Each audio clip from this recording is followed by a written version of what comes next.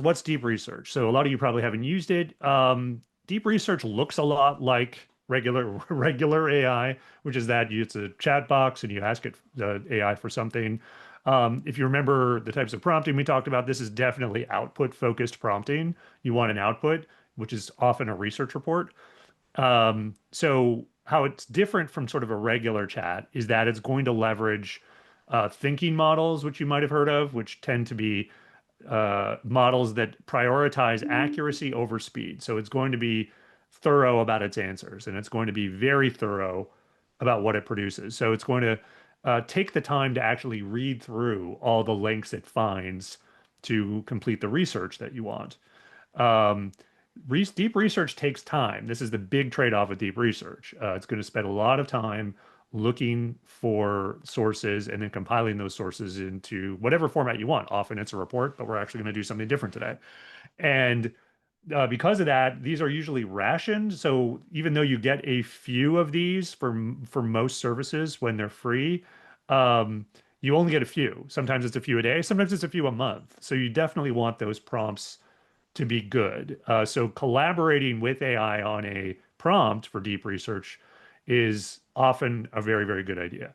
Now, here are the tools that are available. Um, they will almost always ask some clarifying questions, even if you give it a detailed prompt, because it does want you to not waste a deep research, try on something that isn't quite what you had in mind. So it's going to ask you some questions to make sure you have the best prompt, but it's still a good exercise to collaborate and think through a prompt beforehand. It's going to show it's thinking in real time. Most of these do anyway. It's going to show you like little windows that will refresh every couple of seconds about the sources it's looking at. This is kind of a feature that exists for a number of reasons. No one's expecting you to watch it in real time, but it is there if you want to vet what exactly it did and why it made the decisions it did, to the best that it can explain anyway.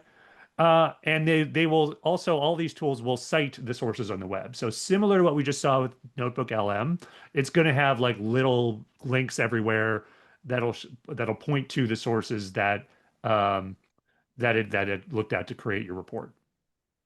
And so these are the main tools. You have Gemini, you have Perplexity, you have ChatGPT. We're going to use Perplexity for a couple reasons. So I'll let you guys read through this on your own. You can see what the stats are for how often you can do search and the different sort of differentiators they have. But we're going to use this one for two reasons. It works really fast, and you get a lot of queries relatively to these two, even on the free plan. So this is one that is, and it's actually a very good tool. So we'll check it out in a second.